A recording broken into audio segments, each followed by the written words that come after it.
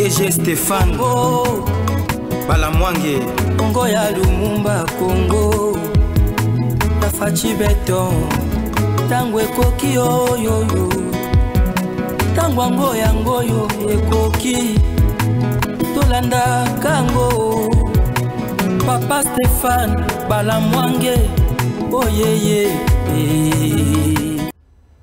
Bien, merci beaucoup chers compatriotes. À la veille de la signature de l'accord de paix entre la République démocratique du Congo et les États-Unis d'Amérique, qui va associer également le pays de mille collines, de Sanguiné M. Kagame, M. Emmanuel Macron demande pardon au peuple congolais. M. Emmanuel Macron a décidé alors cette fois-ci de présenter ses excuses, et demander pardon au peuple congolais. Mais pourquoi le pardon de Emmanuel Macron intervient en ce moment? Quelle est la motivation de Emmanuel Macron?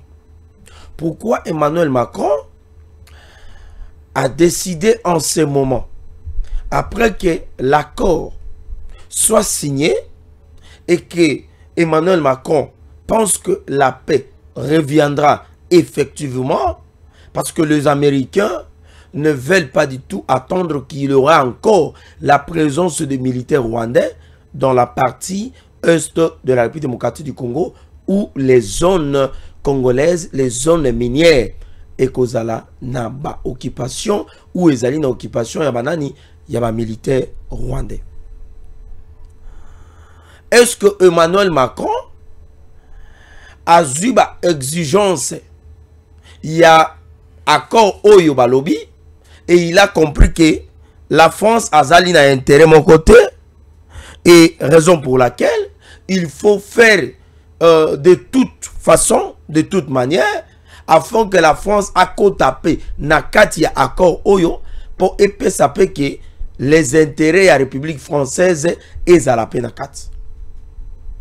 Est-ce que Emmanuel Macron a comprendre que depuis des années, la France a qui toujours hypocrite vis-à-vis de la République démocratique du Congo? Mesdames et messieurs, voilà notre premier sujet. Qu'on analyser. Ça vient de tomber. Le M23 avec AFC de Messenanga se réunissent en ce moment. Basangani na niveau ya Goma. C'est vrai que Joseph Kabila aza na Bukavu aza ko continuer l'aventure na ye, consultation na ye oyo to ebite ki ekosuka ndenge nini. Monsieur Corneille Nangaa, Bertrand Bisimwa, Sultan Makenga et tant d'autres. Et on aurait appris qu'il y a encore la présence de certains militaires rwandais, officiers militaires de l'armée rwandaise, Oyo Bayena Goma, pour réfléchir comment Bakosala après signature, il y a accord Oyo et comme memela biso Congo Kimia na ba investisseurs. Mesdames, demoiselles et messieurs, voilà un peu ma solo Togosolana Bino Yangoana. Mais avant ça, nalinga qui quand même n'a pas Sabino un petit biscuit. Dans la ligne de Komoro ya moi si, ou a lobby que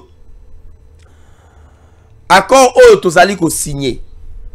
Accord tozali ko signé, ezali lokola un cambrioleur à côté nandako ya motumoko, soit nandako ya nkole, nandako ya mama Sophie Kiboba, nandako na ngai, nandako na yo ndeko na nga ozakolanda. Et mokolo ndako akei komona juge ayebisi alobi ndako na ngai ya un cambrioleur oyo akoti na yebite osunga ngai na likambo oyo poto bimisaye. Pendant ce temps, Moïbe aza na kati ya ndako, aza ko iba, aza ko violer basi na ye. Et le juge a lobi bon, loko les aboué, moyen to boma, Moïbi wana na masasi ezate. Nga na moni, yoyaka, to kende to zoye, to vana to signer bakor, to yokana. C'est-à-dire quoi? Pour Nandeko Oya Mwasi. Réflexion abimisi. Ezali réflexion moko, je dirais tout à fait. Ezali na ba subtilité. Ezali na ba stupidité moko. Oyo na meki ko réfléchit, je me suis dit, mais comment comment na ba raisonnement ya mabebo pour la makamamboka.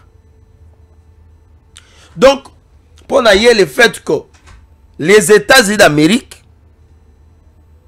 aïe ko ça la médiation pour na kozwa Rwanda oya kota na Congo oyo azali ko boma azali ko piller pendant 30 ans toza ko kende.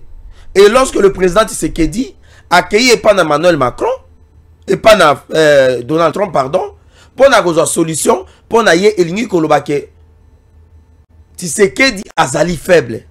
Mais non, les gens ne comprennent pas ce que c'est la force diplomatique.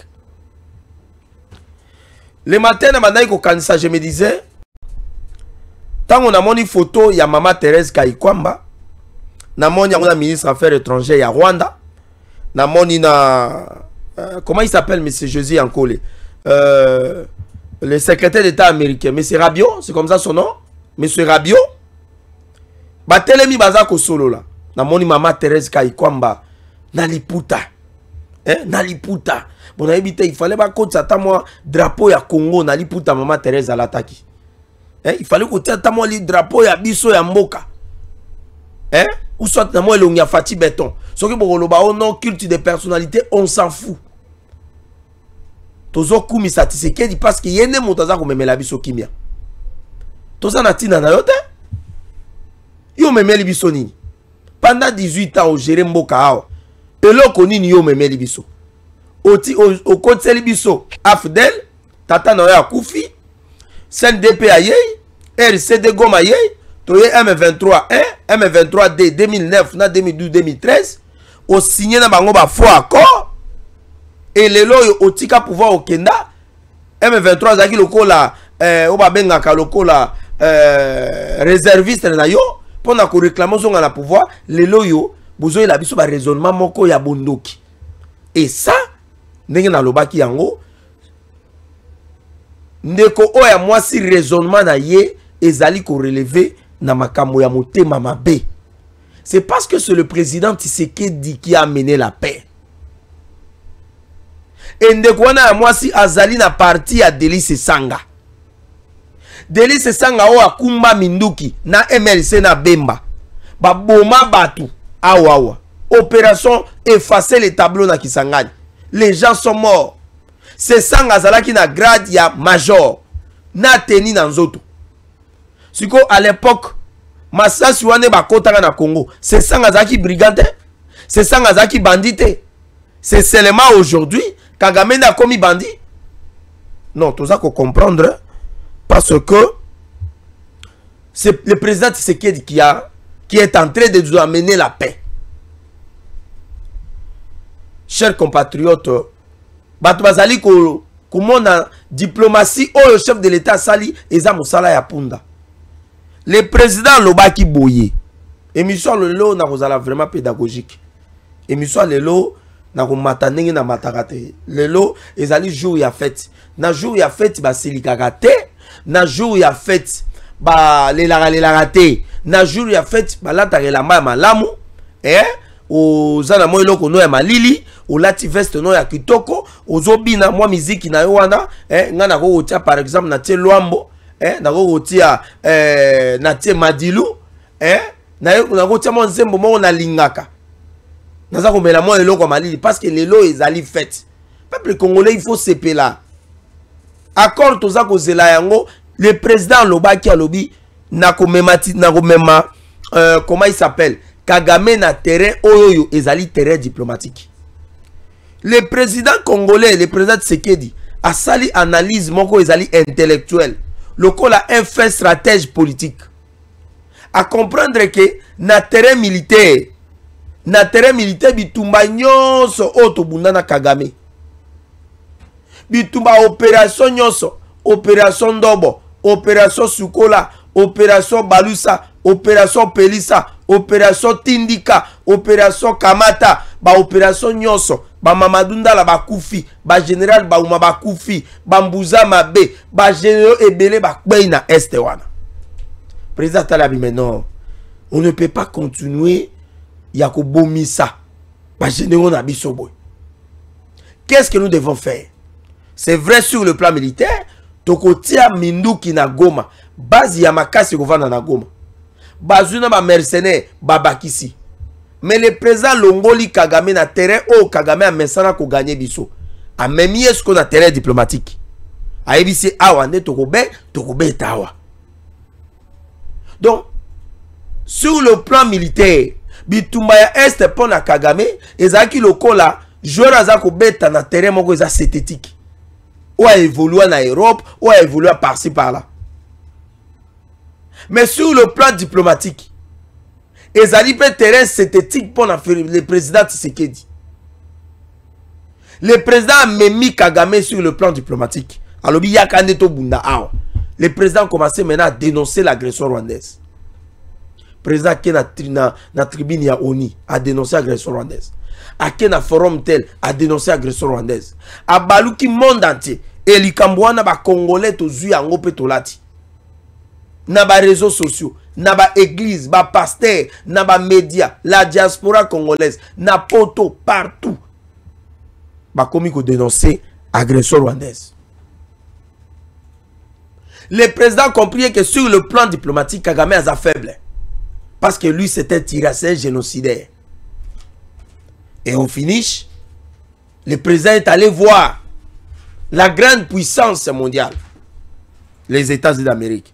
À côté d'un président Donald Trump a expliqué c'est à cause de nos minéraux. Tozali na ba minéraux et simbi économie numérique. O ezali ko simba lelo Chine. Tozali na comment on appelle ça, coltan, cassiterite et ça na mabele à Congo. Mais pourquoi ba multinational na yo baza ko kende pa na Rwanda? Ko kende ko boma. Po bazwa yango. Pourquoi baza ko sala bongo?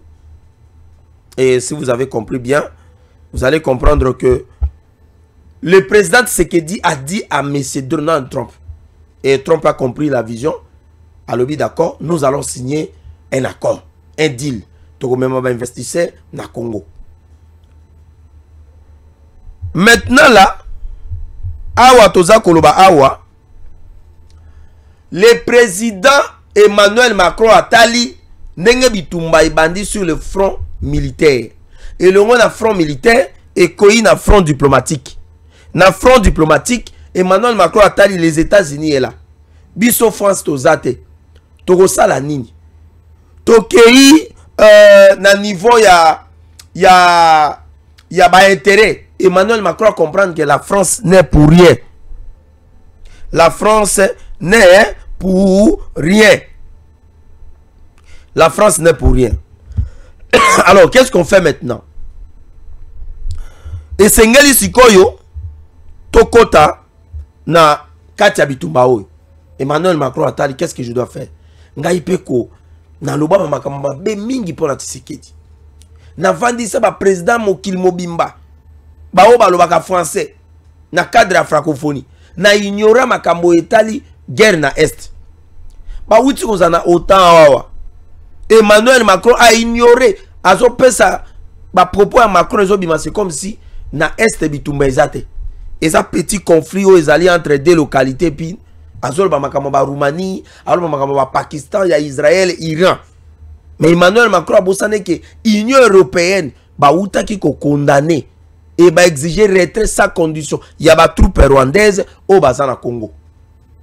Au finish Emmanuel Macron a lobby et Sengeli Tokota na kati bitumba oyo. Chers compatriotes, awa toza koloba awa.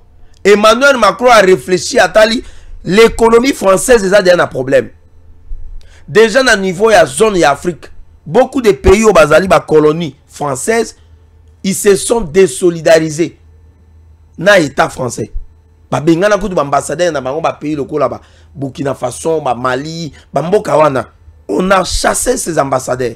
C'est-à-dire que sur le plan économique, bazali sous na ba intérêt kunate. Ba comment ko fout ça ba opérateur économique français na bamboka wana ba taxi ya makasi. Alors, maintenant là, la France a dit et sengeli tokota na kati ya deal oyo. Mais tokokota ndengeni. Tokokota ndengeni. France a lobby, il faut organiser conférence. La France veut organiser une conférence. Oyo akosangisa le président Tshisekedi na le président Kagame. Oyo bakosula makambo ya paix. Mais regardez un peu la sorcellerie. Obalobaka bandoki basuki. Bandoki basambwe. Macron atali que Tshisekedi azosilisa bitumba oyo. Mais ngai Macron na France na ngai tozane loko moko te ya ko bénéficier. Qu'est-ce que je dois maintenant faire? Emmanuel Macron réfléchit maintenant pour organiser une conférence débat. Oyo, le président Tshisekedi a kozala na Kagame à fond maintenant. Emmanuel Macron a zolinga bimaloko la accompagnateur. Il y a accord oyo États-Unis na RDC bazolinga ko signer na Rwanda. Il y a bimaloko la accompagnateur. Alors que nous savons tous que la France depuis longtemps, la France a toujours soutenu les agressions dans l'Est et a toujours soutenu les Rwandais pour na kopesa ye minduki, kopesa kaye bambongo. L'Union européenne a kenda ko signer accord. A kenda ko signer accord na Rwanda pour na ko valoriser makambo itali ba minerais alors que le Rwanda na mabele na ye azata na demi-gramme ya cassiterite na ya coltante.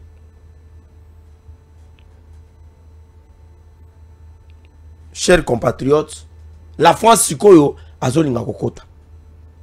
Sikoyo ko Emmanuel Macron azolinga kokota. Est-ce que Erosala prix Nobel ba kopesa Donald Trump ou ba kopesa Emmanuel Macron?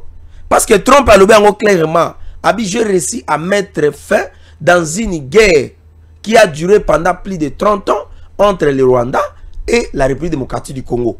Normalement, il faut pas payer sangai nabima prix Nobel pour la makambo etali kimia. Normalement. Parce que bitumba oyo bani na période à Mobutu. Mobutu akufi atiki. Musée aye. Musée Bundani 3 ans babomi ake. Mwana na ye soi-disant aye 18 ans. Il n'a pas pi. Ko signanga ba corona ba Rwanda ko kotsaka bango na est. Ça n'a pas marché. Asundoli ake. Ba me 23 non, OK, c'est bon, to ya lisu na Congo te. Ba kei ko batama. Eza lo kwa ndoki moko ba yoki au nom de Jésus akimi abatami. Tant moni moi distraction et koti azongi lisusu. Et c'est ce que faisaient les M23 dans la partie est. Ceux qui m'ont accord ba se retirer. Ceux qui ba moni que non économie rwandaise za kokoya, ba pesi bango sumbongo pa ba multinational, ba bimi lisusu. Mais finalement, les loyo, cette histoire va prendre fin. Cette histoire va prendre fin. Awa toujours c'est là on a bani dans la maille. Na bani dans la maille parce que l'eau c'est la vie. Na bani dans la maille toko langwa lelo. Congolais nyo sur place aux ali langwa.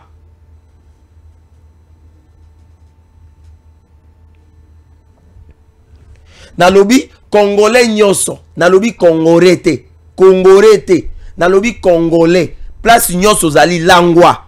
Soko ko langwa ata na mai, mela mai o langwa. Pona accord oyo tuza ko signer. Ezali accord ya victoire. Ezali coup ya KO, le président Tshisekedi a outi ko benda, a outi ko beta et pas na grand génocidaire. La victoire ici c'est que comment Tshisekedi arrive au pouvoir, il fait 6 ans au pouvoir, mais il a réussi dans une guerre où son prédécesseur a échoué pendant 18 ans. Cette magie, en tout cas, moi, je ne comprends pas. Celui qui a fait 18 ans au pouvoir n'avait pas réussi à mettre fin dans une agression ou à une agression qui a perduré plus de 3 décennies. Mais celui qui arrive au pouvoir, il fait 6 ans au pouvoir, il met fin à cette agression.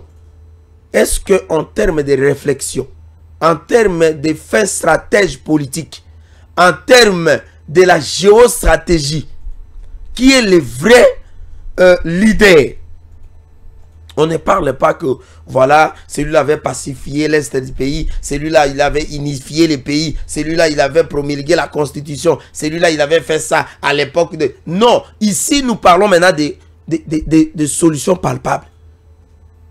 Congolais, ils sont place aux alliés, beta mololo ya esengo. Parce que bitumba ya Est, ezak aussi là. Toyo ki ba M23 bazolo ba, oh non, voilà, Togolongwate. Vous allez partir. D'une manière et d'une autre. 2013, Boulongwa qui ndengeni. 2013, Boulongwa qui ndengeni. Awa toza ko signé accord awa.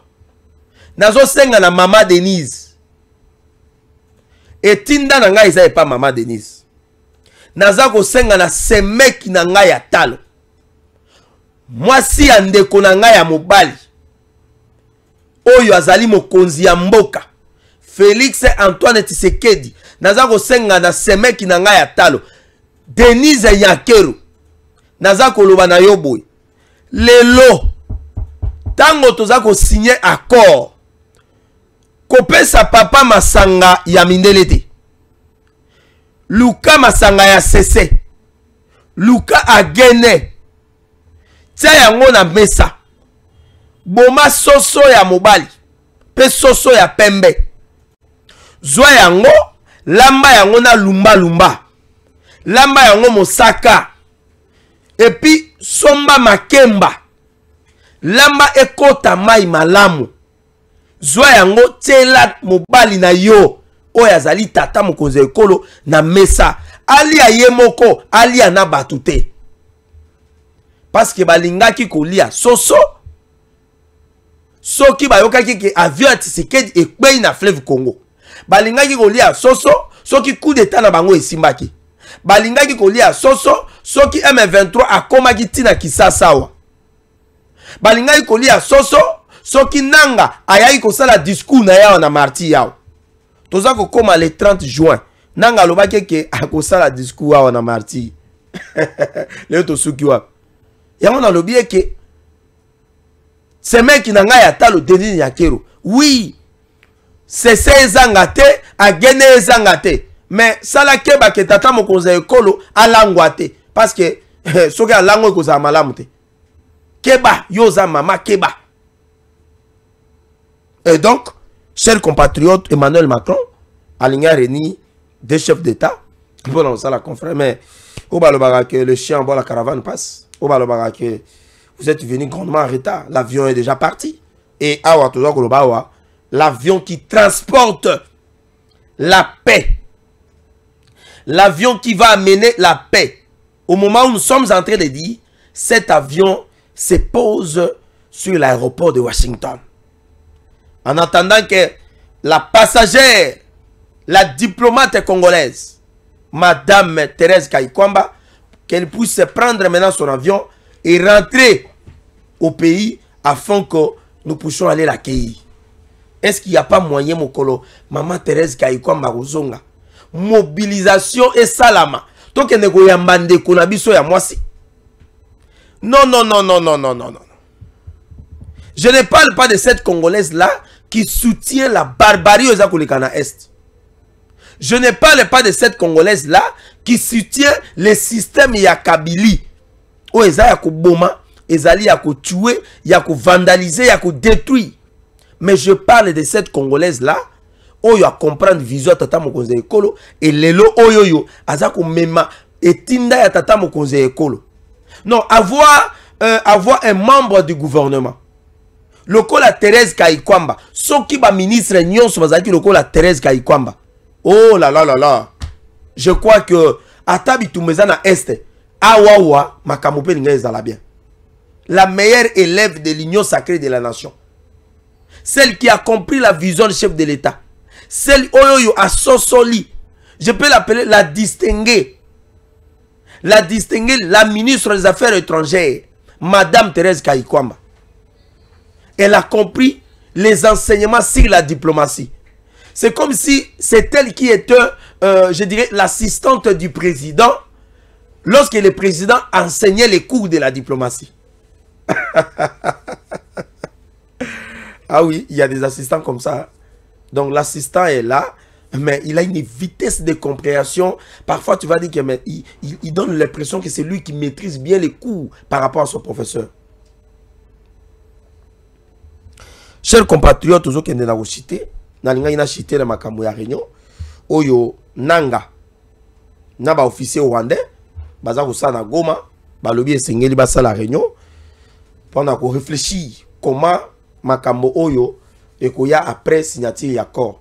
Beaucoup de résolution que Maguna va communiquer, accord aux alliés qui ont engagé bisoté, l'AFC M23 poursuit sa lutte jusqu'à renverser le régime de Kinshasa afin de donner la libération ou la liberté au peuple congolais. Bakosa la biloko moko ya bongo. Mais toye bisa bango ke biloko wana ezali nul et sans effet. Merci beaucoup, mesdames, demoiselles et messieurs. Mesdames, mesdemoiselles et messieurs, nous sommes presque à la fin. Tozali ko pesabino matondo mingi nandenge bolandi biso tika eketa Nzambe abatela bino et à la prochaine. DG Stéphane Balamwange Congo ya Lumumba Congo Tafachi Beton Tangwe koki oyo Tangwango yango yo ekoki Tolanda kango Papa Stéphane Balamwange oh yeah yeah